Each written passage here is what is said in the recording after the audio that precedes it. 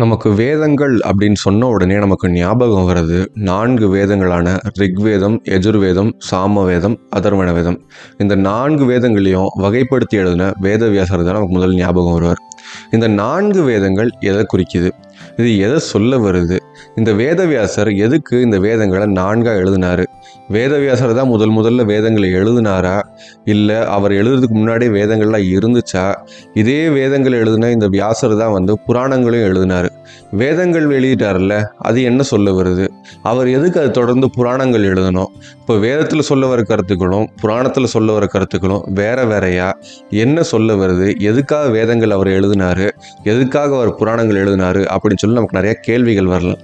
இதுக்கெல்லாம் பதில் தெரியணும் அப்படின்னா இந்த வீடியோ ஸ்கிப் பண்ணாமல் முழுசாக பாருங்கள். நம்ம அதை பற்றி தான் ஃபுல்லாக பேச போகிறோம்.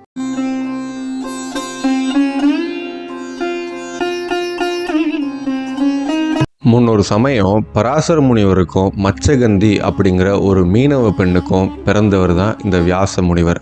மகாவிஷ்ணுவோட அம்சத்தில் பிறந்ததுனால அந்த மச்சகந்தி அப்படிங்கிற மீனவ பெண் பிற்காலத்தில் அவங்க சத்தியவதி அப்படின்னு சொல்லி அவங்க மாற செஞ்சாங்க. இந்த சத்தியவதி தான் நம்ம மகாபாரதத்தில் வர சத்தியவதி. இப்படி வியாச முனிவர் பிறக்கிறப்பே வேதங்கள் அப்படிங்கிறது இருந்துச்சு. ஆனால் வேதங்கள் அப்படிங்கிறது 4ஆ இல்லை, அது ஒரே வேதமாக இருந்துச்சு. அது மகாவிஷ்ணுவால் உபதேசம் பண்ணப்பட்டதாக இருந்துச்சு. அது ரொம்ப கஷ்டமாக இருந்ததுனால மக்கள்னால அது எளிமையாக புரிஞ்சிக்கவே முடியல. வேதங்கள் என்ன சொல்ல வருது அப்படிங்கிறது தெரியல. அது ஒரு மறைபொருளாகவே இருந்துச்சு. ஒரு குரு மூலியமாக மட்டும்தான் கற்றுக்க முடியும் அப்படிங்கிற ஒரு நிலையில் இருந்துச்சு. அதனால் மகாவிஷ்ணுவோட அம்சமான வியாச முனிவர் 4 வேதங்களாக பிரித்து எழுத சொல்லி அந்த மகாவிஷ்ணு உத்தரவிடுறாரு. இதை கேட்டு வியாச முனிவருக்கு எப்படி வேதங்களை 4ஆக வகைப்படுத்துறது அப்படின்ற ஒரு குழப்பத்திலே இருந்து அவர் யோசிச்சுட்டு அவர் ஆசிரமத்திலே உட்கார்ந்துருந்தார். அந்த சமயத்தில் தான் அவர் ஆசிரமத்தில் இருக்கக்கூடிய மாடத்தில் ஒரு குருவி குஞ்சுகளும் ஒரு குருவியும் அது கொஞ்சி குழாவி விளையாடிட்டு இருந்ததை பார்க்குறாரு. அப்போ அவருக்கு ஒரு ஆசை வருது, நமக்கும் ஒரு குழந்தை இருந்துச்சு அப்படின்னா நல்ல சந்தோஷமாக இருக்கும்ல, நம்மளும் குழந்தைகள் பெற்றுக்கணும் அப்படின்னு சொல்லி ஒரு ஆசைப்படுறாரு. ஆனால் நான் திருமணம் செஞ்சிக்க மாட்டேன், நான் பிரம்மச்சாரி விரதம் கலையாமல் எனக்கு ஒரு குழந்தை வேணும் அப்படின்னு சொல்லி ஒரு யோசிச்சு அவர் நேராக அந்த சிவபெருமான் நோக்கி கடுமையாக தவம் இருக்கார். இவரோட தவத்தை பார்த்த சிவபெருமான் ரொம்ப சந்தோஷப்பட்டு வியாச முனிவர்கிட்ட உங்களுக்கு என்ன வரம் வேண்டும் கேள் அப்படின்னு சொல்லி கேட்குறாரு. அப்போது நான் கல்யாணம் பண்ணாமல் எனக்கு ஒரு குழந்தை வேணும் அப்படின்னு சொல்லி வியாச முனிவர் கேட்குறாரு. சிவபெருமானும் அப்படியே ஆகட்டும் சொல்லி வரத்தை கொடுத்துட்டு அவர் மறைஞ்சிரும் செய்கிறாரு. சிவபெருமான்கிட்ட வரத்தை வாங்கின வியாச முனிவர் ரொம்ப சந்தோஷம் அடைஞ்சு சிவபெருமானுக்கு நன்றி செலுத்தும் விதமாக அவர் யாகங்கள் பண்ணணும் அப்படின்னு சொல்லி அவர் யோசிச்சு ஆரம்பித்தார். அதனால் அவர் என்ன பண்ணாருன்னா அரளிக்கட்டையில் எடுத்து அதில் நெருப்பு மூட்டுறதுக்காக அவர் தேய்ச்சிட்டு இருந்தார். அந்த சமயத்தில் கிருதாசி அப்படின்ற ஒரு தேவமாது அந்த வியாச முனிவர் முன்னாடி அவங்க காட்சி கொடுக்குறாங்க. வியாச முனிவர் அந்த கிருதாசி அப்படிங்கிற தேவமாதை பார்த்த உடனே அவர் கண்ணுக்கு ஒரு கிளி மாதிரி தெரிஞ்சிருக்கு. அந்த கிளியை பார்த்தோடனே வியாச முனிவருக்கு ரொம்ப சந்தோஷம் இருந்திருக்கு. அந்த கிளியை பார்த்தோடனே வியாச முனிவரோட மனசு அப்படிங்கிறது லேசாக தடுமாற ஆரம்பிச்சிருக்கு. அப்போ வியாச முனிவரோட உடலில் இருந்து அவரோட தேஜஸ் அப்படிங்கிறது வெளிப்பட ஆரம்பிச்சிது. அந்த தேஜஸ் அப்படிங்கிறது அந்த நெருப்பில் பட்ட உடனே அதிலிருந்து ஒரு குழந்தை அப்படிங்கிறது இந்த சுவாகா அப்படின்ற தேவதை வியாச முனிவர்கிட்ட கொடுக்குறாங்க. அந்த சுவாகா கொடுத்த இந்த குழந்தை தான் பிற்காலத்தில் சுகர் அப்படின்ற பேரில் வியாச முனிவரோட மகனாக இருந்தார். எதுக்கு இவருக்கு சுகர் அப்படின்ற பேர் வந்துச்சு அப்படின்னா, அந்த சுகர் அப்படின்ற பேரில் இருக்கக்கூடிய சுகம் அப்படிங்கிறத பிரித்து பார்த்தோம் அப்படின்னா அது கிளி அப்படின்ற ஒரு பொருளை குறிக்குது. இந்த கிருதாசி அப்படிங்கிற தேவமங்கை கிளி ரூபத்தில் இருந்து வேதவியாசரோட உடல்ல இருந்து தேஜஸை வெளிப்பட வச்சதுனால அந்த கிளியை குறிக்கும் விதமாக வியாச முனிவர் அவர் மகனுக்கு சுகர் அப்படின்னு சொல்லி பேர் வைக்கிறாரு. இந்த சுகர் முனிவரோட உதவியால் வியாச முனிவர் உலகத்தில் பல்வேறாக பிரிஞ்சு கிடக்கிற வேதங்களை முதல்ல ஒன்றாக்குனாரு. அதுக்கப்புறம் இந்த சுகர் முனிவரோட உதவியால் வேதங்களை 4ஆக வகைப்படுத்துறாரு. ரிக்வேதம், யஜுர்வேதம், சாமவேதம், அதர்வண வேதம் அப்படின்னு சொல்லி 4 வேதங்களாக வகைப்படுத்தி வியாச முனிவர் அது 4 திசைகள்லையும் பரவ செய்யுமாறு அவர் கொடுக்கவும் செய்கிறாரு. என்னதான் வியாச முனிவர் பிரிஞ்சு கிடக்கிற வேதங்களை ரொம்ப எளிமையான முறையில் 4 வகைப்படுத்தி மக்கள்கிட்ட கொடுத்தாலுமே அது ஒரு மிகப்பெரிய வரவேற்பு மக்களுக்கிடையில் கிடைக்கல. ஏன்னா வேதங்கள் அப்படிங்கிறது ரொம்ப கஷ்டமாக இருந்துச்சு. அது 4ஆக பிரிஞ்சிருந்தாலும் அதோட உட்கருத்துக்களை எடுத்து சொல்கிறதுக்கு அதுக்கு ஒரு குரு அப்படிங்கிறது தேவைப்பட்டுச்சு. அதனால் எல்லா மக்களுக்கும் போய் அந்த வேதங்கள் அப்படிங்கிறது சேரலை. அதனால் என்ன பண்ணார்னா வியாச முனிவர் வேதத்தில் சொல்ல வர கருத்துக்களுக்கு நிகரான கதைகளை எடுத்து நம்ம புராணங்களாக தொகுத்தோம் அப்படின்னா மக்களுக்கு கதைகள் மூலயமா அந்த வேதத்தோட கருத்து புரியும் அப்படின்னு சொல்லி அவர் யோசித்து அவர் முதல் முறையாக அவர் ஸ்ரீ தேவி பாகவதம் அப்படிங்கிற பாகவத புராணத்தை எழுதுகிறாரு. இது மக்களுக்கிடையில் பெரிய வரவேற்பை பெறலை. அதனால் வியாசமுனிவருக்கு ரொம்ப சோகமாகுது. என்னடா இது, நம்ம மக்களுக்காக நல்ல விஷயங்களை எடுத்து சொன்னாலுமே வந்து அது கொண்டு போய் சேர்க்க முடியலையே அப்படின்னு சொல்லி யோசிக்கிறப்போ, அப்போ நாரத முனிவர் வந்து வியாசமுனிவரோட கஷ்டத்தை புரிஞ்சுக்கிட்டு வியாசமுனிவர்கிட்ட வந்து கேட்குறாரு, எதனால நீங்கள் இவ்வளோ சோகமாக இருக்கீங்க அப்படின்னு சொல்லி அவர் கேட்குறப்போ, வியாசமுனிவர் வந்து நடந்த விஷயத்த சொல்கிறாரு.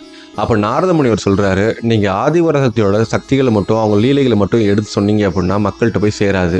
நீங்கள் வந்து அந்த பரமாத்மாவான ஸ்ரீ மகாவிஷ்ணுவோட கதைகளையும் அவர் நிகழ்த்திய அற்புதங்களையும் வந்து நீங்கள் புராணங்களாக தொகுத்து கொடுங்க. அப்போ தான் வந்து மக்களுக்கு வந்து இன்னும் எளிமையாக வந்து போய் சேரும் அப்படின்னு சொல்லி அவர் சொல்கிறாரு. நாரதர் சொன்னதை கேட்ட உடனே வியாச முனிவர் என்ன பண்ணுறாருன்னா, அவர் சரஸ்வதி நதியில் போய் நீராடிட்டு அந்த நதிக்கரையில் உட்காந்து அந்த மகாவிஷ்ணுவை நோக்கி அவர் தியானம் பண்ணி மகாவிஷ்ணுவை சொல்லக்கூடிய அந்த கதைகளையும் அவரோட சிறப்புகளையும் வந்து புராணங்களாக தொகுக்க ஆரம்பித்தார். இந்த புராணங்கள் மூலிமா வந்து எப்போவுமே பக்தினா என்ன, எது அறம், எது வந்து தர்மம் அப்படிங்கிறத அவர் எடுத்து சொல்லவும் செஞ்சார். மக்களுக்கு இடையில் வந்து உதவி பண்ணுற மனப்பான்மை அப்படிங்கிறது பெருகணும் அப்படிங்கிறத இந்த 18 புராணங்கள் மூலயமா அவர் வந்து ஆழமாக அழுத்தி சொல்லவும் செஞ்சார். இந்த 18 புராணங்களில் மகாவிஷ்ணுவோட கதைகள் மட்டும்தான் இருக்கா அப்படின்னு சொல்லி பார்த்தோம் அப்படின்னா கிடையாது. ஆதிபராசரோட கருத்துக்களையும் அவங்களோட லீலைகளையும் குறிக்கிறதுக்கு ஸ்ரீ தேவி பாகவதம் அப்படிங்கிற புராணம் இருக்குது.